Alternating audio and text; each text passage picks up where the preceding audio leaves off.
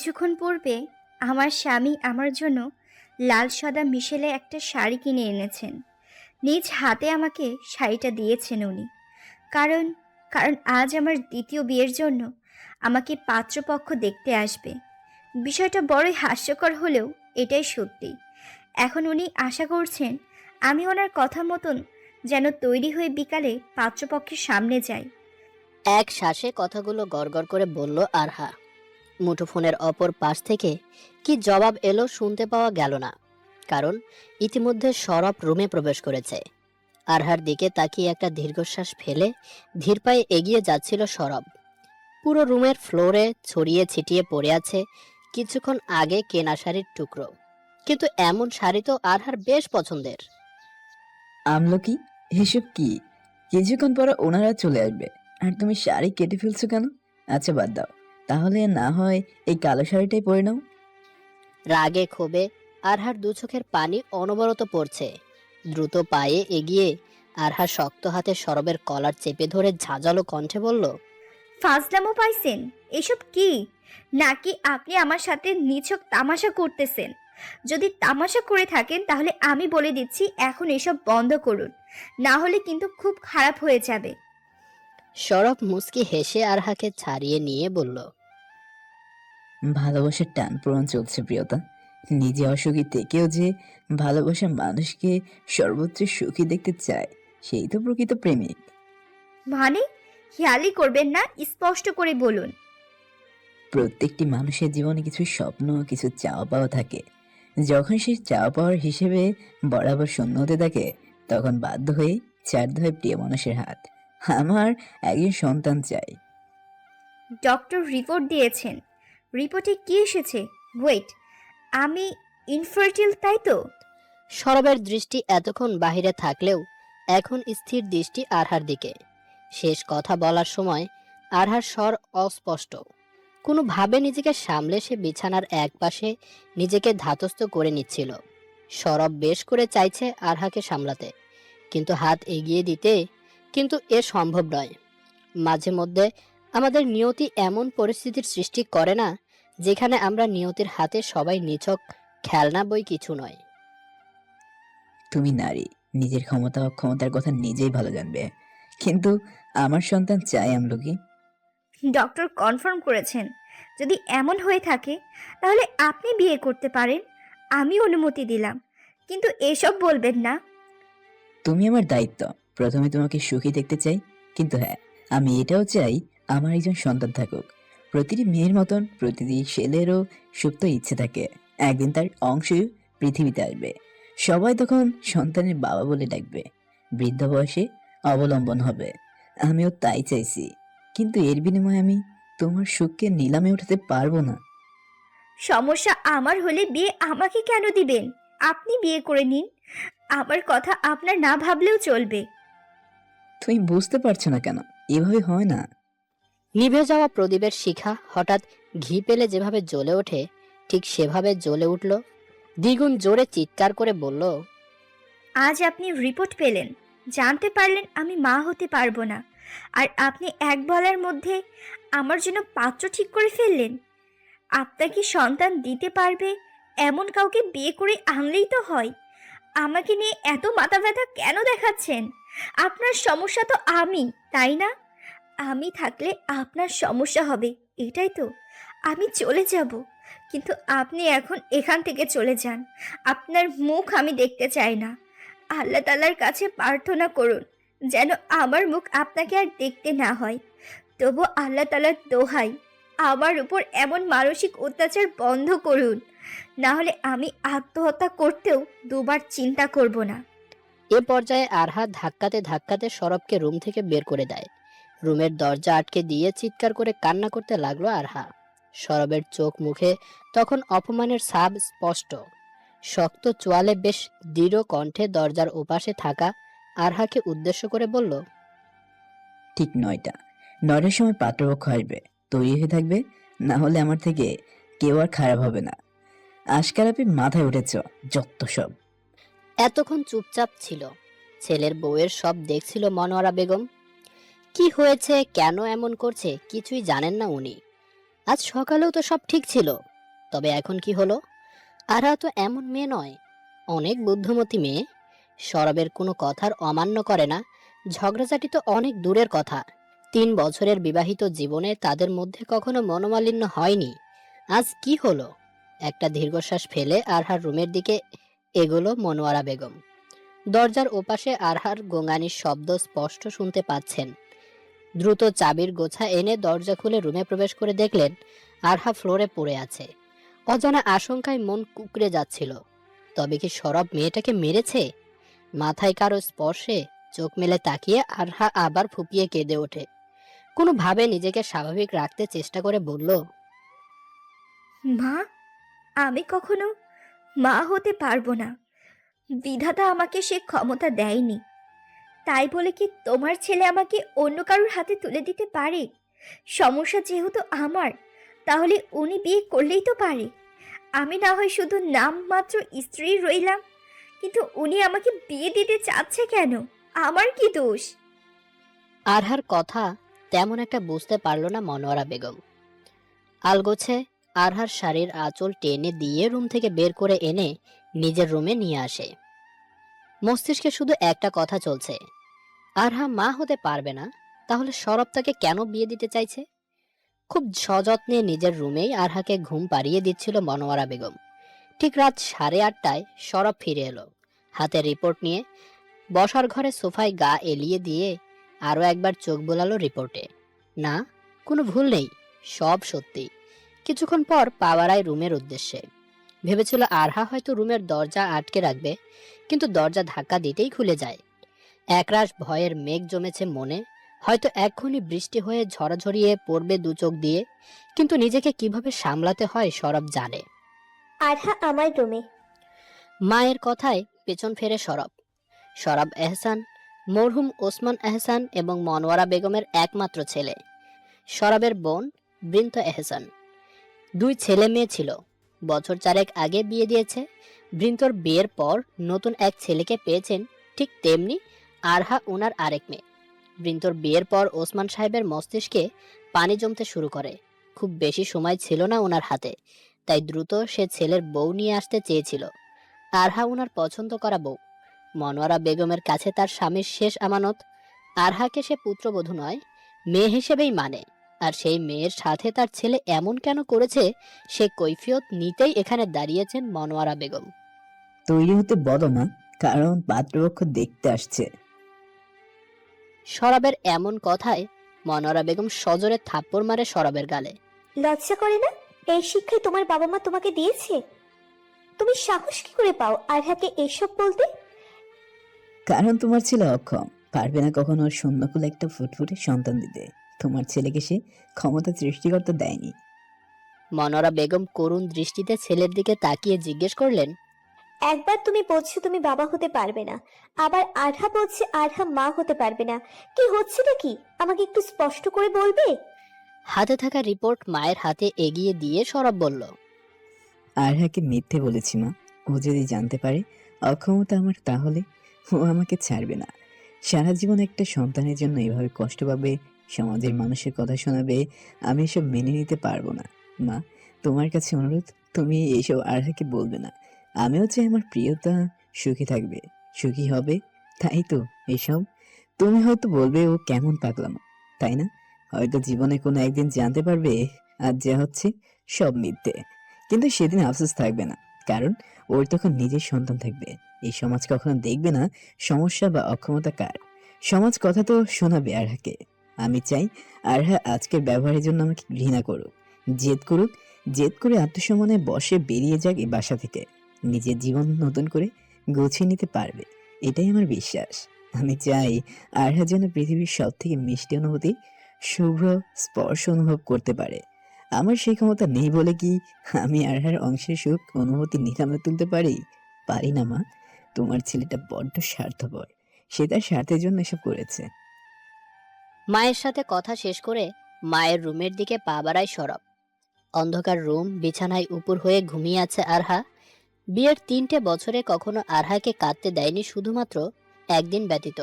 সেদিন যেদিন সরবের বাবা ইন্তেকাল করেন। সেদিন আরহা যেমন কান্না করছিল, ঠিক তেমন ভাবেই আগলে নিয়েছিল বাড়ির প্রত্যেক মানুষকে। আরহা শুধু একটা নাম বা মানুষ না, সরবের লাইফে আরহা নিজেই সরবের সব। সবেমাত্র রাত 8:55 অথচ পুরো বাসায় পিনপতন নীরবতা। বিছানায় গুটিসুটি মেরে শুয়ে থাকা আরহাকে ঠিক করে দিচ্ছিল, কিন্তু ঘুমন্ত আরহা সরবের বাম হাতে মাথা রেখে দিব্যি আরাম করে ঘুমাচ্ছে। সরব উঠতে পারল না। আজ মেয়েটা চুল বেনুনি করেনি, চোখের কার্নিশ বেয়ে গড়িয়ে পড়া নোনা স্রোতের শুকনো ছাপ, কিছুক্ষণ পরপর ফুপিয়ে কেঁদে ওঠা, এসব এক রাশ কষ্ট হয়ে বুকের মাঝখানে কেমন ভার ভার লাগছে সরবের। আরহার কপালে ছোট্ট একটা আবেগে স্পর্শ দিয়ে স্থির দৃষ্টিতে তাকিয়ে আছে সরব। ডান হাতে চিবুকে স্পর্শ করতেই দৃষ্টি স্থির হলো আরহার চিবুকের নিচের কাটা দাগটাতে। আচ্ছা, কেউ কি কারো ক্ষতস্থানে প্রেমে পড়তে পারে? কাটাছেঁড়ার দাগের উপর কি কেউ ভিমরি খেয়ে পা পিছলে প্রেমে পড়তে পারে? পারে তো, যেমন সরব পড়েছে আরহার থুতনির নিচের কাটা দাগে। বছর 3 আগের কথা। পুরো পরিবার ব্যস্ত সরবের জন্য পাত্রী দেখতে। এক মেয়েকে মোটামুটি বেশ পছন্দ হয়েছিল সবার। বিয়ে পাকা কথা দেওয়ার আগে বৃন্ত যখন মেয়ের ছবি দেখালো, তখন সাফ মানা করে দিল। কারণ জানতে চাইলে বৃন্ত বলল, এই মেয়েকে আর যাই হোক বাড়ির বউ করে আনা যায় না। এই মেয়ে শুধু নামে শিক্ষিত, আর তাছাড়া একটু ভালো ফ্যামিলির হলেই হয় না। এই মেয়ের মুখের ভাষা জঘন্য। এত নিকৃষ্ট ভাষার মেয়ে মানুষের মুখের হতে পারে না। শুধু এই মেয়ে নয়, এই মেয়ের বড় বোনের মুখের ভাষা ভালো না। এরা কথায় কথায় বাবা মা তুলে গালিগালাজ করে। মান সম্মানের ভয়ে কেউ এদের মুখ লাগাতে যায় না, কারণ এরা বস্তির মেয়ের মতো আচরণ আর ভাষা। মুখের ভাষা তো ব্রথের মেয়েদের থেকেও জঘন্যতম ভাষা। শোনো মা, মেয়ে মায়ের জাত এদের নরম হতে হয়।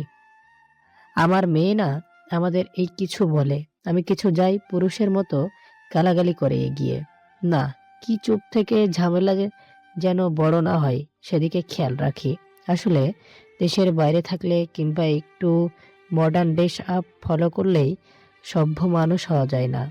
এই মেয়ের ফ্যামিলিগত যোগ্যতার দিক দিয়ে ভালো, কিন্তু ভাইয়া তো মেয়েকে বিয়ে করবে।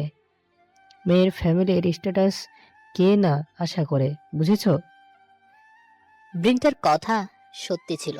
মেয়ের উগ্র ব্যবহার, অসংযত মুখের ভাষা সম্পর্কে খবর পেয়েছিল সরব। আর তাছাড়া সৌভাগ্যবশত বৃন্তর জুনিয়র ছিল মেয়েটা, তাই এ যাত্রায় বেঁচে যায় সরব। কারণ আর যাই হোক, ঘরের বউ হিসেবে উগ্র আচরণের মেয়েকে কোনো মানুষ পছন্দ করে না। এসব আলোচনা চলছিল সরবদের বাসায়। ওসমান সাহেব তখন নামাজে গিয়েছিলেন, কিন্তু এখনো ফেরেননি। হঠাৎ কলিং বেল বেজে ওঠে। বৃন্ত এগিয়ে সদর দরজা খুলতেই দেখে কালো রঙের বোরখা হিজাব পরা একজন মেয়ে ওসমান সাহেবকে ধরে দাঁড়িয়ে আছেন। অল্প বয়স্ক মেয়ে বুঝতে অসুবিধা হয় না বৃন্তর, কারণ চোখ স্পষ্ট বলছিল এ মেয়ে দেখতে মাশাআল্লাহ সুন্দরী হবে। মেয়ের কণ্ঠস্বরে ধ্যান ফিরে বৃন্তর। আসলে উনি রাস্তায় হঠাৎ অসুস্থ হয়ে পড়েছেন, তাই। মেয়েটার কথা শেষ হতে না হতেই বৃন্ত ওর বাবার হাত ধরে ভেতরে নিয়ে আসে, সাথে মেয়েটাকে আসতে বলে। ওসমান সাহেবের তখন সবেমাত্র রোগ ধরা পড়েছে। উনি ঠিকমতো চলতে পারে, কিন্তু হঠাৎ হাত পা কাঁপতে থাকে। বাহিরে প্রচন্ড বৃষ্টি হচ্ছিল তখন। ওসমান সাহেবকে বৃন্ত ভেতরে দিয়ে এসে দেখে মেয়েটা দাঁড়িয়েই আছে। ভালোভাবে খেয়াল করে দেখলো মেয়ের পরনে বোরখা না, লং ড্রেস, কিন্তু মুখ আবৃত। বৃন্তর থেকে বিদায় নিয়ে মেয়েটা চলে যাচ্ছিল। মনোয়ারা বেগম ধন্যবাদ জানাতে এগিয়ে আসছিল, কিন্তু মেয়েকে চলে যেতে দেখে আর পেছন থেকে ডাকলো না। এবার মেয়েটা হঠাৎ পেছন ফিরে চাইল, স্থির দৃষ্টিতে মনোয়ারা বেগমের দিকে কয়েক কদম এগিয়ে এসে জিজ্ঞেস করলো, কেমন আছো আন্টি? বৃন্ত এবং মনোয়ারা বেগমের কৌতূহলময় দৃষ্টি। প্রথম পরিচয়ে কেউ কাউকে হুটহাট আন্টি বললেও তুমি করে বলে না। তবে মেয়েটা কে? মেয়েটা হালকা হাসলো, চোখ হাসির প্রতিচ্ছবি প্রকাশ করছে। মুখ অনাবৃত করতে করতে মেয়েটি বলল, আমায় চিনতে পারোনি তো? আমি আরহা। আরহা নাম শোনার সাথে সাথে মনোয়ারা বেগমের চোখে মুখে খুশি যেন উপচে পড়ছে। এত বছর পর প্রিয় প্রতিবেশীর পিচ্চি মেয়েটাকে এভাবে নিজের বাসায় দেখবে কখনো আশা করেননি উনি। তুমি আরহা, আমাদের আরহামণি, আরাব ভাইয়ের মেয়ে? একরাশ বিস্ময়ের সাথে উত্তেজিত কণ্ঠ নিয়ে জিজ্ঞেস করেন মনোয়ারা বেগম। মুস্কি হেসে মাথা দুলিয়ে আরহা সায় দিতেই মনোয়ারা বেগম আরহার গলা জড়িয়ে ধরে। প্রায় ৮ বছর পর আরহাকে দেখছে। বৃন্ত যেন একটা ঘোরের মধ্যে রয়েছে। ঘোর কাটতে এসে আরহার পাশে গিয়ে বসলো। মনোয়ারা বেগম ধীরে ধীরে সব কথা জিজ্ঞেস করতে লাগলেন এবং আরহা সব বলছিল। হঠাৎ করে চলে যাওয়ার কারণ বলল আরহা। ওসমান সাহেবের কথা শুনে বেশ মন খারাপ হলো, কিন্তু এটাও বলল, আমি সত্যি আঙ্কেলকে চিনতে পারিনি। দাড়ি রেখেছো তো তাই হয়তো চিনতে পারনি। আচ্ছা বলো কি খাবে? তুমি তো আম পছন্দ করো তাই না? একটু অপেক্ষা করো, সরব সকালেই বাজার থেকে আশিনা আম এনেছে, আমি নিয়ে আস। আরহার উত্তরের অপেক্ষা না করেই মনোয়ারা বেগম পা বাড়ায় রান্নাঘরের দিকে। এদিকে আরহা আড্ডা জমিয়েছে বৃন্তর সাথে। দুজনে একসাথে কত খেলেছে। আচার চুরি করে খেয়েছে, ধলা বুড়ির গাছের লেবু চুরি করেছিল, এত শত কথা। ড্রয়িং রুম থেকে কারো হাসির শব্দ শোনা যাচ্ছে। হাসির শব্দ যেন কাচের চুরির শব্দের মতো সরাসরি মস্তিষ্কে আঘাত করছে। বুকে আঘাত করছে, যার ফলে ব্লাড পাম্প দ্রুত হচ্ছে। অফিস থেকে ফিরে ফ্রেশ হয়ে ড্রয়িং রুমের দিকে পা বাড়ায় সরব। বাহিরে বৃষ্টি হচ্ছিল, তাই সে ভিজে গিয়েছিল। ড্রয়িং রুমে প্রবেশ করতেই সরব দেখে বৃন্ত কারো সাথে খোশ গল্পে ব্যস্ত। সরবকে দেখতেই দ্রুত জিজ্ঞেস করে, দেখ তো ভাইয়া, চিনতে পারিস কিনা? সে ঝুমরের ন্যায় পা দুটো। পায়ের নখে মেহেদির রং। অবশ্য ইদানিং মেহেদি থাকে নাকি? মেহেদির নাম করে যা বিক্রি করে ও সব তো কেমিক্যাল প্রোডাক্ট। হাত দুটো শুধু কবজি দেখা যাচ্ছিল। মেয়েটার চুলগুলোর একপাশে ভেজা, মনে হয় আসার সময় বৃষ্টিতে ভিজেছে। হঠাৎ চোখ পড়ল থুতনির নিচে। সবিস্ময়ে সরব বলল, আরহা, চিনেছিস তাহলে? তোর বাবা মসজিদ থেকে আসার পথে অসুস্থ হয়ে পড়েছিলেন, ও বাসায় নিয়ে এলো। আমরা তো চিনতেই পারিনি, নেকাবে মুখ আবৃত ছিল। মেয়ে আমার আমাকে ঠিক চিনেছে। মনোয়ারা বেগমের কথা সরব কতটা শুনতে পেল কে জানে। দৃষ্টি তো আরহাতে সীমাবদ্ধ ছিল। বেশ সময় আরহা ওদের বাসায় রইল। আরহার মায়ের সাথে মনোয়ারা বেগম ফোনে কথা বললেন। আরহার যাওয়ার সময় হয়ে এলো, কিন্তু বৃষ্টির বেগ যেন পাল্লা দিয়ে বাড়ছে। মনোয়ারা বেগম এই ভর সন্ধ্যাবেলা আরহাকে একা ছাড়তেই চাইছিলেন না, কিন্তু আরহা বলছিল সে পারবে, তার কাছে ছাতা আছে। তবুও মনোয়ারা বেগমের পীড়াপিড়িতে সরবকে সাথে নিয়েই বের হতে হলো আরহার। বাহিরে ঘুটঘুটে অন্ধকার, তাই রাত করে হিজাব না বেঁধে মাথায় ওড়না দিয়ে রেখেছে আরহা। কাঁধে ব্যাগ ঝোলানো, ডান হাতের লং ড্রেসের নিচের অংশ গুটিয়ে উঁচু করে হাঁটছে। সরব মাথায় ছাতা ধরে আছে। ভাগ্য ভালো, তাই একটা রিক্সা পাওয়া গেল। রিক্সায় ওঠার পর রিক্সাওয়ালা কাগজ দিয়ে ওদের ঢেকে দিল। আরহা রিক্সাওয়ালার মাথায় ছাতা ধরে এমন ব্যবহারে মোটেও অবাক হয় না সরব, কারণ ওর এমন কাজের সাথে সে পূর্ব পরিচিত কিনা। তাই রিক্সা একটু ঝাঁকুনি দিতেই আরহা খুব শক্ত করে রিক্সার হুড ধরে ফেলে, কারণ তার রিক্সা এক্সপিরিয়েন্সে মোটেও ভালো নয়। এখনো রিক্সা উঠতে ভয়? আসলে আমি উঠি না। আম্মুর সাথে উঠলে আম্মু ধরে রাখে, না হলে পড়ে যাই। সরব মুস্কি হাসে, বাম হাত বাড়িয়ে আরহার পাশের হুড শক্ত করে ধরে রাখে, যেন এটা একটা সুরক্ষা চক্র। রাস্তায় এ কথা ও কথা শুধু আরহা বলছিল, সরব চুপচাপ শুনছিল, কারণ এখন তো শ্বাস নেয়াই দুষ্কর, সেখানে আবার কথার উত্তর দিবে কি করে। বাসার কাছে চলে আসতেই আরহা থামতে বলে। খুব জোরাজোরি করলেও সরবের এক কথা যেতে দিতে বাধ্য হয়, কারণ এই সময় হয়তো আর রিক্সা না পেতে পারে। স্বাভাবিক বিদায় দিয়ে সরব চলে আসে, কিন্তু মনে কোথাও একটা অপূর্ণতা আজ যেন তৃপ্তির ঢেকুর তুলছিল। সারা রাত বিছানায় এপাশ ওপাশ করছে আরহা। এতদিন পর সবাইকে পেয়ে কি বলবে কিছুই বুঝে উঠতে পারছিল না। তবে সরবের স্পর্শ একটু বদলায়নি। শেষ দিন সরবের সাথে আরহার একটু মনোমালিন্য হয়েছিল। সেদিন ছিল এরকম বৃষ্টির দিন। আরহা সে বছর ক্লাস 7-এ পড়ে, আর সরব অ্যাডমিশনের প্রস্তুতি নিচ্ছিল। আরহাদের বাসায় কিছু রান্না করলে আরহার মা ওদের জন্য পাঠিয়ে দিত, ঠিক তেমনি করতো মনোয়ারা বেগম। সেদিন আরহার বাবা গ্রাম থেকে কাঁঠাল নিয়ে এসেছিল। আরহার মা প্লেটে কাঁঠালের কোয়া দিয়ে পাঠিয়ে দেয় আরহাকে, কিন্তু ফিরে আসার সময় আরহা পড়ে গিয়ে থুতনির নিচে বেশ খানিকটা কেটে যায়। সরব কিছু দূর দাঁড়ানো ছিল, এসব দেখে দ্রুত এসে আরহাকে ধরতেই আরহা আরো জোরে কান্না করতে লাগলো। রক্তে একাকার অবস্থা। ওড়না দিয়ে চেপে ধরে বাসায় এসে যখন অ্যান্টিসেপটিকে তুলা দিয়ে ভিজিয়ে পরিষ্কার করে দিচ্ছিল আরহা, সে কি কান্না! জ্বলছে জ্বলছে বলে পুরো বাড়ি মাথায় তুলেছিল। বাসায় ছেলে মানুষ বলতে শুধুমাত্র সরব, কারণ তখন অফিস টাইম ছিল। রক্তে একাকার অবস্থা দেখে সবাই ভীষণ ভয় পেয়ে যায়। বাধ্য হয়েই সরবের বের হতে হয় আরহাকে নিয়ে।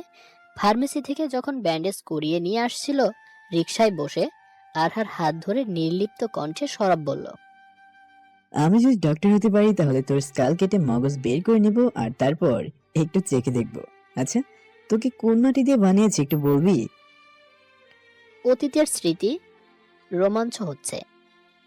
কাঁদছিস কেন? নাক বিধিয়েছিস? আমি বিধাতে চাইনি, আম্মু আন্টি ওনারা জোর করে।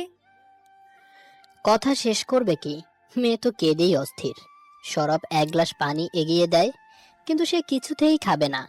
যখন রুমের দরজা খুলতে যাচ্ছিল সরব, আরহাত দৌড়ে গিয়ে বাধা দেয়, কারণ এখনো নাকি কান বিধানো বাকি, আর সে কান বিধাবে না। আর সরব বা অন্য কেউ জোর করলে বাসা থেকে চলে যাবে। দরজার ওপাশ থেকে মনোয়ারা বেগম, আরহার মা, সব শুনে সরবকে বলে আরহাকে একটু দেখে রাখতে, কিছু লাগলে দিতে, তবে কোথাও যেন না যায় সেদিকেও খেয়াল রাখতে বলে চলে যায়। ড্রয়ার থেকে নাপা বের করে একদম আরহাকে খাইয়ে দেয় সরব। এদিকে আরহা কান্না করছিল, ব্যথায় নাক দিয়ে পানি পড়ছিল। হঠাৎ যখন নাকের পানি মুছতে যায়, নাকের বাঁ পাশে লেগে ব্যথায় চিৎকার করে ওঠে আরহা। কান্না করলে নাক দিয়ে পানি পড়বে, স্বাভাবিক। কিন্তু আর এক ফোঁটা পানি নাক দিয়ে পড়লে খবর আছে। চোখ দিয়ে ফেলতে ইচ্ছে করলে ফেলতে পারিস, কিন্তু নাক দিয়ে পানি পড়লে তোর একদিন কি আমার একদিন। সরবের এমন হুমকিতে আরহা চুপচাপ বসে আছে। কিছুক্ষণ পর সরবের স্টাডি টেবিল থেকে মীর মোশাররফ হোসেনের লেখা বিষাদ সিন্ধু নিয়ে পড়তে লাগলো আরহা। সরব তখন ক্যালকুলাসে ডুব দিয়েছিল। ঘন্টা দুয়েক পর যখন সরবের মনে হলো এ রুমে আরহা নামের কোনো প্রাণী আছে, ততক্ষণে আরহা ঘুমের সাগরে ডুব দিয়েছে। এলোমেলো আরহার বুকের ওপর থেকে বই সরিয়ে মাথার নিচে বালিশ ঠিক করে গায়ে কম্বল জড়িয়ে দেয় সরব। নাকটা হালকা ফুলেছে। জীবনের 18তম বছরে এক হাড় কাঁপানো শীতের দুপুরে সরব নিজেকে বড্ড তৃষার্ত অনুভব করলো। মস্তিষ্কের নিউরনগুলো দ্রুত সংকেত পাঠাচ্ছিল। বুকের ভেতর অদ্ভুত অনুভূতি। সেই অনুভূতির পথে হেঁটেই সরব ছোট ছোট অনুভূতিতে ভরিয়ে দিয়েছিল আরহার নাকের বাঁ পাশের সদ্য বিধানো অংশ। সেদিনের পর থেকে আরহা নামের মানে হয়তো পাল্টেছিল। কারণে অকারণে দেখতে ভালো লাগতো, কিন্তু এক্সামের জন্য এত সময় হয়ে উঠতো না। তারপর 8 মাস পর আরহা যেদিন ব্যথা পেল, সেদিন ছিল শেষ দেখা। আরহাকে নিয়ে ফিরে এসেই দ্রুত নানুবাড়ি যেতে হয় সরবদের। 15 দিন পর যখন ফিরে এসেছিল, এসে জানতে পারলো আরহারা চলে গিয়েছে। তারপর দীর্ঘ 8 বছর পর সামনে এসেছে আরহা।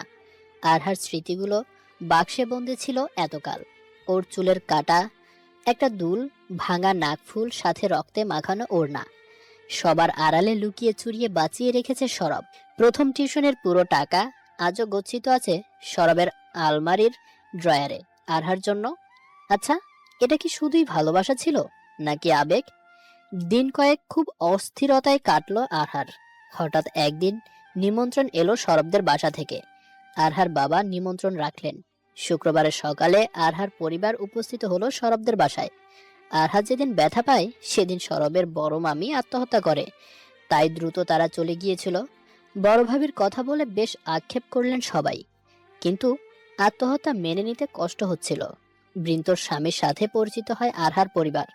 বেশ ভালো ভদ্র ছেলে বৃন্তর স্বামী। পুরো দিন বেশ আমেজে কাটিয়ে সবাই সিদ্ধান্ত নিল বিকেলে পাশের রিসর্টে যাবে। পুরো রাস্তায় আরহার মা আফসোস করছিল। আসলে সরবদের পরিবার যেদিন নানুবাড়ি যায়, তার কয়েকদিন পর হঠাৎ আরহার বাবার এমার্জেন্সি ট্রান্সফার হয়। দুদিনের মধ্যে শিফট খুলনায়। যাওয়ার পথে আরহার মায়ের ফোন হারিয়ে যায়, তাই যোগাযোগ সম্ভব হয়নি। সবাই রিকশায় করে যাচ্ছিল, কিন্তু মনোয়ারা বেগম সরবকে বলল আরহাকে নিয়ে বাইকে আসতে, কারণ আরহার রিকশায় প্রচন্ড ভয় হয়। বেচারি মেয়েটা যখন রিকশায় ওঠে তখন কিছু না কিছু হবেই। সবাই চলে যাওয়ার পর আরহা সরবের বাইকের পাশে দাঁড়িয়ে আছে। কিছুটা অস্বস্তি দেখে সরব জিজ্ঞেস করলো, কোনো সমস্যা? ইচ্ছের বিরুদ্ধে মুখে হাসি টেনে মাথা দুপাশে দুলিয়ে আরহা বলল, না। উঠে বসতেই সরব বেশ বুঝতে পারলো আরহা প্রথমবার বাইকে উঠছে। মুচকি হেসে ঘাড় ঘুরিয়ে বলল, প্রথমবার? হ্যাঁ। কেন? কার বাইকে উঠবো? এতটা স্পেশাল কারোর লাইফে হয়ে ওঠেনি, তাই। But ma'am, you are special. You know why? You are the first girl to sit on the back of my bike. মানে? মানে কিছু না, কাইন্ডলি একটু ধরে বসেন, পড়ে গেলে কর্তৃপক্ষ দায়ী থাকবে না। বেশ উপভোগ করছিল আরহা সরবের সঙ্গে। নীরবতা কাটিয়ে আরহা জিজ্ঞেস করলো, তোমার বড় মামি মারা গেল কিভাবে? আত্মহত্যা করেছিল। কেন? একটা সন্তান জন্ম না দিতে পারার অক্ষমতার কারণে, দিন শেষে মামার অবহেলার কারণে, বন্ধা অলক্ষী অপবাদ খণ্ডাতে।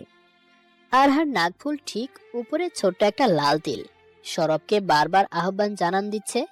আড্ডার সবার সাথে বসলেও সরব আরহার নাকের তিলে আটকে আছে। বিষয়টা প্রথমে খেয়াল হলো বৃন্তর স্বামীর। বৃন্তকে ইশারা করে দেখালে বৃন্ত মুচকি হাসে। এদিকে সরবের এমন বোকামো করে নজর এড়িয়ে যায়নি। খানিকটা সাহস নিয়ে বৃন্তর স্বামী মনোয়ারা বেগমকে ডেকে একটু আড়ালে নিয়ে যান।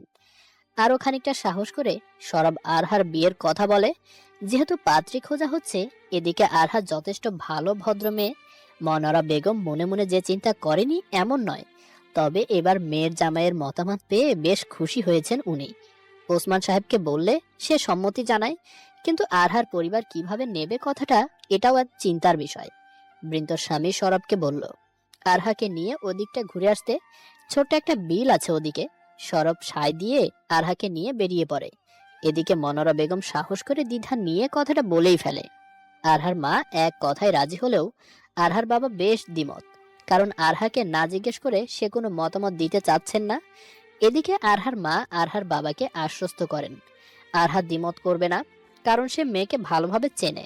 যদি আরহার মতো কোনো বিরোধ না থাকে তাহলে আমার কোনো আপত্তি নেই। অর্থাৎ বিয়েতে সম্মতি দেয় আরহার বাবা। ঘণ্টাখানেকের মধ্যে বৃন্তর স্বামী সব কিছু গুছিয়ে নিয়েছে। আজ হবে বিয়ে। পাশেই মসজিদ আছে, সেখানে সরব কবুল বলবে এবং আরহা এখানে। এভাবে হুটহাট মেয়ের বিয়ে দিতে কোনো বাবা মায়েরই ইচ্ছা করে না, তবুও সম্মতি জানায়। এদিকে সরবের বন্ধুরা মিষ্টি নিয়ে এসে হাজির, কিন্তু বরকনে কোথায়? বিলের পারে বসে আছে আরহা সরব। এত বাচাল একটা মেয়ে এতটা চুপচাপ হতে পারে কয়েক বছরের ব্যবধানে? অবাক বিষয়। আরহার মনোযোগ তখন সামনের বিলের কচুরিপানা ফুলের দিকে। কচুরিপানা ফুল অদ্ভুত। এই ফুলের জীবন ঠিক যেন প্রতিটা নারীর ভেতরে থাকা এক একটা সত্তা। একটু জোরে অসতর্কতায় ধরবে তো নিঃশেষ হয়ে যাবে, অথচ আলতো স্পর্শ ছুঁয়ে দেখো, অনেক সময় তোমার সৌন্দর্য বাড়াবে। নীরবতা ভেঙে সরব প্রথমে জিজ্ঞেস করে, এখনো পছন্দ? ভীষণ। আমি কিন্তু পানিতে নামতে পারবো না। আরহা সরবের দিকে তাকিয়ে মুচকি হেসে বলল, মনে আছে তোমাকে আমি একবার জেদ করি ফুল আনিয়েছিলাম, আর তোমার জুতোই কাদায় পরিপূর্ণ হয়েছিল। আছে। তুমি আমাকে বকেছিলে, ভয় নেই, সে বকুনি আমি ভুলিনি, তাই আনতে বলবো না। আর এসব আবদার আমার স্বামীর জন্য তোলা আছে, সে সব পরিপূর্ণ করবে। প্রতি উত্তরে সরব কিছু বলে না। আরহা দৃষ্টি পুনরায় সেই কচুরিপানায় ফুলের দিকে। হঠাৎ আরহার সামনে একগুচ্ছ কচুরিপানার ফুল এগিয়ে দেয় কেউ একজন। চোখ তুলে তাকিয়ে দেখে সরব দিচ্ছে। মুচকি হেসে আরহা হাত বাড়িয়ে ফুল নিতেই সরবের ফোন বেজে ওঠে। দ্রুত ফিরতে বলছে। এদিকে ওসমান সাহেব অসুস্থ, ওনার কিছু হয়েছে? প্রথমে যা মস্তিষ্কে কড়া নেড়ে বলেছে আরহা সরবের। দ্রুত ফিরে আসতেই সরব খেয়াল করে ওর বন্ধুরা দাঁড়িয়ে আছে। দ্রুত পাশ কাটিয়ে যেতে নিলে ওরা পথ আটকে দাঁড়ায়। আরহাকে বৃন্ত নিয়ে যায়। তারপর দুজনকে বিয়ের কথা বললে সরব সম্মতি দিলেও আরহা চুপচাপ ছিল। মসজিদে বিয়ে পড়িয়ে এখানে এসে কবুল বলিয়ে নিয়ে যায় সরবের বন্ধুরা। সেদিন রিসর্টে থাকা সবাইকে মিষ্টিমুখ করিয়েছিলেন ওসমান সাহেব। সব থেকে খুশি যেন উনিই ছিলেন। আরহার বাবা মাকে বিদায় দিয়ে আরহাকে সরবদের বাসায় নিয়ে আসা হয়। আরহাকে একদম চুপচাপ দেখে মনে মনে সরব বিশ্বাস করতে শুরু করেছে আরহার সম্মতি ছিল না। সরবের রুমে এসেই আরহা হাতের কচুরি পানার ফুলগুলো পাশের ড্রেসিং টেবিলে রাখে। সাদা পাপড়ির মধ্যে হালকা বেগুনের ছোপের মধ্যে হলুদ রঙের এই ফুল কি আরহা সরবকে এক সূত্রে বেঁধে দিল? সরব যখন রুমে এলো তখন রাত 11:30। আরহা বারান্দায় দাঁড়ানো। আরহার পাশাপাশি দাঁড়িয়ে সরব জিজ্ঞেস করলো, তুমি কি অন্য কাউকে ভালোবাসো? অন্য কেউ পছন্দের মানুষ আছে? বিয়েতে কি খুশি নও? প্রত্যুত্তরে আরহা সরবের বুকে মাথা রেখে আঁকড়ে ধরে অভিমানী কণ্ঠে উত্তর দিতে লাগলো, আমি না হয় মেয়ে মানুষ, আমার যোগাযোগ সম্ভব হয়নি, কিন্তু তুমি তুমি তো করনি। কেন বলবে? চাইলে কি আমার স্কুল থেকে খবর নিতে পারতে না? ঠিক পারতে। শত মেট্রিক টন বোঝা নেমে হালকা হলো সরবের মস্তিষ্ক।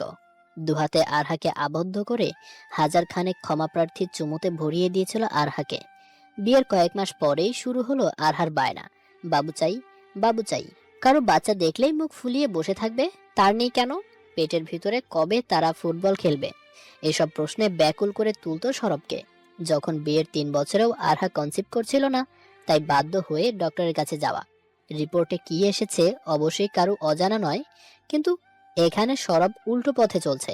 আরহাকে বলছে বিয়ে দিবে, কারণ আর যা হোক আরহা বাচ্চা না পেলে ভেঙে পড়বে। আবার যদি জানে সমস্যা সরবের, তাহলে তাকেও ছাড়বে না। তাই তো এ পথ বেছে নেওয়া। স্মৃতির রোমাঞ্চ শেষে সরব যখন বাস্তবিকতায় ফিরে এলো, আরহা তখন সরবকে শক্ত করে জড়িয়ে ঘুমাচ্ছে। আরহার জন্য, সরবের মায়ের জন্য এখন এসব প্রয়োজন, কারণ ভবিষ্যৎ কে জানে। আরহা কথা সরব ফেলতে পারবে না। একটা বাচ্চা যদি হয় আরহার কোনো ক্ষতির কারণ না, বরং সে সুখে থাকুক, এটাই তো কাম্য। না চাইতেও আরহা থেকে নিজেকে ছাড়িয়ে নিয়ে বাইরে চলে যায় সরব। ফিরে এসে দেখে বাসায় কিছুর আয়োজন চলছে। বৃন্ত এসেছে। 7 মাসের পেট নিয়ে চলতে ফিরতে একটু সমস্যাই হচ্ছে। কান কথায় যা শুনলো তাতে মোটেও প্রস্তুত ছিল না সরব। আরহা সরবের বিয়ের জন্য মেয়ে দেখবে, কারণ দুর্বলতা যেহেতু আরহার, তাই সরব বিয়ে করতেই পারে। বুকের ভেতর চিনচিনে ব্যথা অনুভব হচ্ছে। আচ্ছা, এরকম ব্যথা কি কাল আরহা অনুভব করেছিল? হয়তো, হয়তো না। পুরো দিন আরহা সরবের সাথে কোনো কথা বলেনি। হঠাৎ বৃন্তর চিৎকারে মনোহরা বেগম সরব দৌড়ে রুমে চলে আসে। পুরো রুমে ফ্লোর রক্তে মাখানো। ফ্লোর পড়ে আছে আরহা। কেন জানো আরহাকে না, বড় মামিকে দেখছিল সরব। তবে কি বড় মামের মতো আরহা? মাতৃত্ব এক অদ্ভুত অনুভূতি। নিজের মাঝে ছোট্ট একটি সত্তা ধীরে ধীরে বেড়ে উঠবে, প্রতি স্পর্শ শুভ্রতা নিয়ে আসে। কেমন অনুভব হয় যখন বাচ্চাটা প্রথম নড়ে ওঠে? নির্দিষ্ট সময় পর একটা ছোট্ট প্রাণ জন্ম নিবে। এ অনুভূতি সব নারী অনুভব করতে চায়। আরহা ব্যতিক্রম নয়, কিন্তু সবার ভাগ্যে সব থাকে না। আল্লাহ তাআলা সবাইকে এই সুখ দান করেন না। সমাজ এটাকে নারীর অক্ষমতা হিসেবেই নেয়, কারণ পুরুষদের এ বিষয়ে সমস্যা হতে পারে, এটা কখনো অনেকে মানতেই পারে না। বন্ধা নারীদের সমাজে স্থান খুব একটা সম্মানীয় নয়।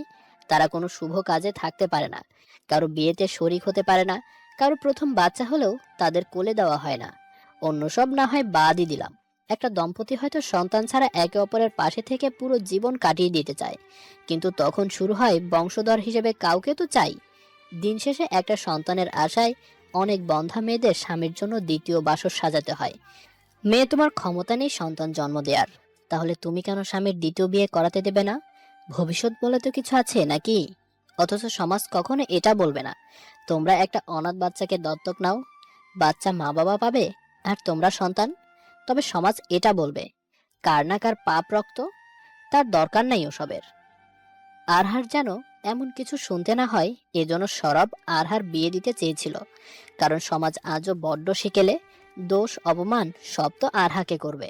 একটা সন্তানের জন্য মেয়েটা কষ্ট পাবে, আবার অপমান সহ্য করবে, দায়ী না হওয়া সত্ত্বেও। আরহার জ্ঞান ফিরেছে। বৃন্ত বেশ রেগে আছে, পারলে ঠাঁটিয়ে চর মারে আরহার দুগালে। এদিকে মনোয়ারা বেগম ছেলের বিরুদ্ধে গিয়ে আরহাকে সব সত্য বলে দেয়, তারপর রুম থেকে বেরিয়ে যায়। সরব আরহাকে একান্তে সময় দেয়। সবটা শুনে আরহা হাত বাড়িয়ে দেয় সরবের দিকে। অপরাধীর মতো মাথা নিচু করে আরহার পাশে বসে সরব। সরবের বাম হাত জড়িয়ে কাঁধে মাথা রাখে আরহা। নাকের পানি চোখের পানি এক করে বলল, তোমাকে বেস্ট অভিনেতার অ্যাওয়ার্ড দেওয়া উচিত। এমন করলে কেন? জানো আমার কতটা কষ্ট হয়েছে? মিথ্যা বলেছ। সরব তখন চুপচাপ, দৃষ্টি ফ্লোরের দিকে। আরহা সরবকে নিজের দিকে ফিরিয়ে দুহাতে আজলায় সরবের মুখ রেখে বলল, বাচ্চাই কি সব? আমার তো তুমি হলেই চলবে। আমি কখনো বাচ্চার কথা বলবো না, কারোর বাচ্চা কোলেও নিব না। কিন্তু তুমি প্লিজ আমাকে ছেড়ে দিও না, আমি থাকতে পারবো না। বেশ পারবে। প্রথম কয়েকদিন কষ্ট হলেও পরে ঠিক হয়ে যাবে। স্বামী সংসার সব হবে, ভালোভাবেই হবে। আমার প্রতি দয়া দেখানোর প্রয়োজন নেই। তুমি দয়া দেখানোর কিছু না, তাছাড়া তোমাকে নিয়েই বেশ আছি। সন্তান হবে না বলে আবার বিয়ে করতে হবে, এটা কেমন কথা? আমরা দুজনে বেশ থাকতে পারবো। তাছাড়া একজন বাচ্চা দত্তক নিব, যদি মা রাজি হয়। এখন এমন বলছো, অথচ সকালে আমার জন্য প্রার্থী দেখতে যেতে চেয়েছিলে। সমাজে এক পুরুষ দুই স্ত্রী নিয়ে থাকতে পারে, আর তাছাড়া দ্বিতীয় বিয়ে তুমি করলে আমি মেনে নিতাম ঠিক, তবে হয়তো সম্পর্কের অস্তিত্ব হারিয়ে যেত। বাহ, এটা খুব ভালো বলেছ। নিজের সমস্যা বলে স্বামীর বিয়ে করাতে দুবার চিন্তা করবে না, অথচ স্বামীর সমস্যা বলে দয়া দেখিয়ে যাবে। যাব তো, 100 বার যাব, কারণ আমার অনুভবের প্রথম এবং শেষ পুরুষ তুমি। সদ্য ফোটানো নাকে চুমু দেওয়াতে পুরুষ তুমি। রক্তাক্ত মাখা ওড়না যত্ন করে রাখা পুরুষ তুমি। তুমি আমার অনুভবের সেই পুরুষ, যার ভালোবাসা পাওয়ার জন্য আমি 8টি বছর অপেক্ষা করেছি। তবুও বলবে আমি দয়া করছি? বললে বলতে পারো, তবুও আমি তোমাকে ছাড়তে পারবো না, কারণ আমার অনুভূতি তুমি। আরহার কথায় উত্তর দেয় না সরব। যা বোঝানোর জন্য এত অভিনয় করলো, হয়তো আরহা এবং পরিবারকে বোঝাতে সক্ষম হয়েছে। দেখতে দেখতে 2 মাস পার হয়ে যায়। আজ বৃন্তর ডেলিভারি ডেট। সি সেকশনে যেতে হয়েছে বাচ্চার পজিশনের জন্য। তাছাড়া টুইন জন্ম দিয়েছে বৃন্ত। আরহা দূর থেকে দেখলো দুজন নার্স দুটো বাচ্চা কোলে নিয়ে আসছে। ওদের কাছাকাছি আসতেই বৃন্তর স্বামীর কোলে একটা বাবুকে নার্স দিতে চাইলে বৃন্তর স্বামী সরে গিয়ে আরহাকে এগিয়ে দেয়। বৃন্তর প্রথম সন্তানকে প্রথম আরহা কোলে নেয়। ছেলে বাবু বেশ বড়সড় চোখে তাকিয়ে আছে। আরহা কোলে নিয়ে চুপচাপ দাঁড়িয়ে আছে। অন্য বাবু বৃন্তর স্বামীর কোলে। আয়া খালারা এসে টাকা চাইছে, কারণ একজোড়া রাজপুত্র জন্ম নিয়েছে। তাদের উদ্দেশ্যে বৃন্তর স্বামী বলল, এই নাও খালা, আমার ছেলের টাকা আমি দিলাম। বড় ছেলের জন্য টাকা বড় ছেলের বাবার কাছ থেকে নেবে, বুঝলে? কম নিও না কিন্তু। কথা বলেই সরবের দিকে ইশারা করে বৃন্তর স্বামী। আরহা ঠিক বুঝতে পারছে না কি হচ্ছে, কিন্তু এটাও বুঝতে বাকি নেই যে সন্তান জন্ম না দিয়েও আজ সে মা হতে চলেছে।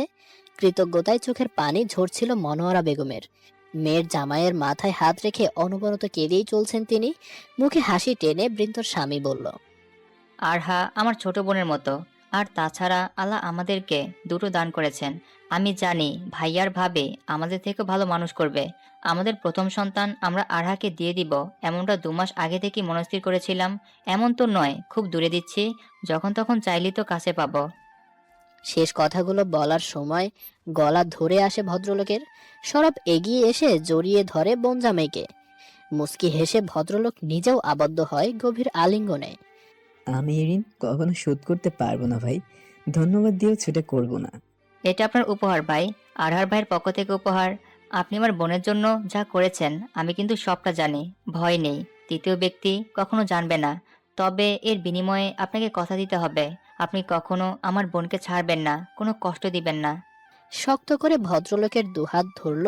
সরব বলল, কথা দিলাম ভাই, কথা দিলাম। ছোট্ট ছেলেকে নিয়ে আরহার দিন ইদানিং কিভাবে পার হয়ে যায় আরহা নিজেও বোঝে না। প্রথম কয়দিন বৃন্ত এ বাসায় ছিল। আরহা তখন সারাদিন 2 বাচ্চা নিয়ে ব্যস্ত। নন আইডেন্টিক্যাল টুইন্স, 2 ছেলে, দুটোই পুরো কিউটের ফ্যাক্টরি। এত কিউটনেস কোথায় পায় কে জানে। মাসখানেক পর বৃন্ত চলে যায় নিজের বাসায়। নিজের সন্তানকে এভাবে রেখে যাওয়ায় যে কতটা কষ্টের সেদিন হাড়ে হাড়ে টের পেয়েছিল বৃন্ত। তবুও আরহার দিকে তাকিয়ে যখন ওর মুখের হাসি দেখে, স্পষ্ট যেন কর্পূরের মতো উঠে যায়।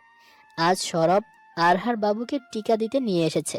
1.5 মাস চলছে, তাই নিয়মিত টিকা দিতে তো হবেই। টিকা দিয়ে ফিরে আসছিল, ঠিক তখনই একজন ডক্টর বাচ্চাদের ওয়ার্ডে প্রবেশ করে। দম্পতিকে চিনতে অসুবিধা হয় না ডক্টরের। তবে কি তারা বাচ্চা অ্যাডপ্ট করেছে? কথা বলতে চাইলে এই সরব ইশারায় না করে কিছুক্ষণ পর আসছি বলে চলে যায়। আরহাকে হাসপাতালের রিসেপশনে ওয়েটিং সিটে বসিয়ে রেখে সরব পা বাড়ায় ডক্টরের কেবিনে। ধন্যবাদ জানিয়ে চলে আসার পর একজন মহিলা জিজ্ঞেস করে, উনি কেন এভাবে ধন্যবাদ দিচ্ছিলেন? ডক্টর হেসে জবাব দেয়, ক্যারিয়ার জীবনে অনেক পুরুষ দেখেছি সন্তান জন্ম দিতে না পারায় স্ত্রীকে ছেড়ে দিতে, কিন্তু উনি আমার লাইফে দেখা প্রথম পুরুষ যে কিনা স্ত্রীর অক্ষমতার কারণ পুরো পৃথিবীর কাছে লুকিয়ে ভুল রিপোর্ট বানিয়ে নিজের অক্ষমতা আছে বলে বেড়াচ্ছেন, শুধুমাত্র তার স্ত্রীকে বন্ধা অপবাদ থেকে মুক্তি দিতে। সত্যি পুরুষ জাতি এক অনন্য সৃষ্টি, কারণ কাপুরুষ তো কখনো পুরুষদের কাতারেই পড়ে না। ধীর গতিতে রিক্সা চলছে। আরহার কোলে বাবু, সরবের বাম হাত পেঁচিয়ে আছে আরহার কোমর। মেয়েটার রিকশায় ভিত এখনো গেল না। তাতে কি, রিকশায় ভিতে থাকলেও হয়তো এভাবে বসা হতো না। আরহাকে যখন বাবুর সাথে কথা বলতে দেখে সরব, তখন মনে হয় তার সামান্য মিথ্যের কারণে চারপাশ শুভ্র স্পর্শে পরিপূর্ণ হয়ে উঠেছে।